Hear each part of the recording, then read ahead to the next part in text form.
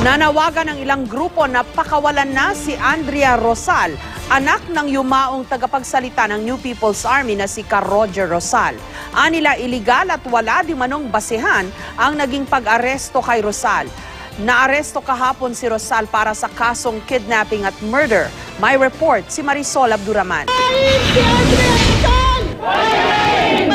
Sa harap ng NBI sa Maynila, nag-ingay ang grupong karapatan para hingi ng pagpapalaya kay Andrea Rosal, ang anak ng dating tagapagsalita ng CPP-NPA na si Gregorio Rosal alias Roger. Illegal daw at walang basihan ang pag-aresto. Dapat siya ay hindi inaresto dahil wala namang matibay na ebidensya na ginagawa o ipinapakita na siya nga ay kasama doon sa kasong murder at kidnapping with murder. Nahuli ng NBI at ISAP sa Caloocan kahapon si Andrea sa bisa ng warrant sa kasong kidnapping at murder, mga kasong itinanggi ng kanyang kampo.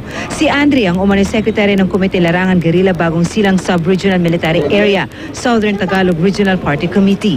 Walang matibay na batayan, walang malinaw na ebidensya. Itinatanggi niya po, wala po silang kinalaman doon at handa po kaming harapin ito sa korte in due time. This is a simple service of warrant of arrest naman at ang military ay walang police power, so tayo ang nag-serve ng warrant of arrest.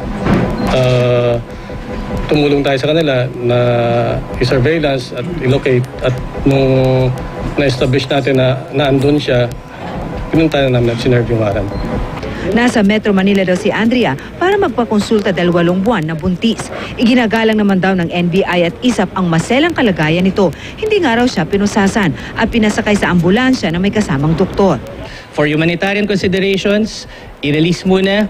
Pwede naman nila bantayan kung sakali, pero wag nila i-restrict yung pagiging malayang gumalaw ng tao.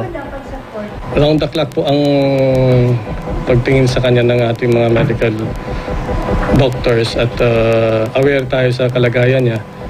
Kasamang naaresto si Rafael de Guzman alias Ka Jomel, bodyguard umano ni Andrea, at ang kapitan ng Barangay 169 ng Caloocan City na si Ruben Gatchalian na nahaharap sa obstruction of justice dahil sa pagkakanlong ng wanted person. Hindi naman daw problema, sabi ng DOJ, sakaling hilingin ni Rosal ang hospital arrest basta raw papayag ang korte. Pero ang Philippine Peace Center, bukod sa kalagayan ni Rosal, naaalarma rin sa kalagayan ng peace negotiation ng gobyerno sa National Democratic Front. Depensa ng gobyerno, hindi naman binabawi ng pamahalaan ang alok na peace talks sa CPP-NPA-NDF, pero ang grupo daw ang nagsabi na hindi na sila interesado. Dahil sa pagkakaditinarito ng itinuturing sa isang umanong leader ng NPA, lalo pang hinigpitan ang seguridad sa NBI. Ang mga abogado naman ni Rosal, hihilingin daw sa korte na mapalaya na ito. Marisol Abduraman, GMA News.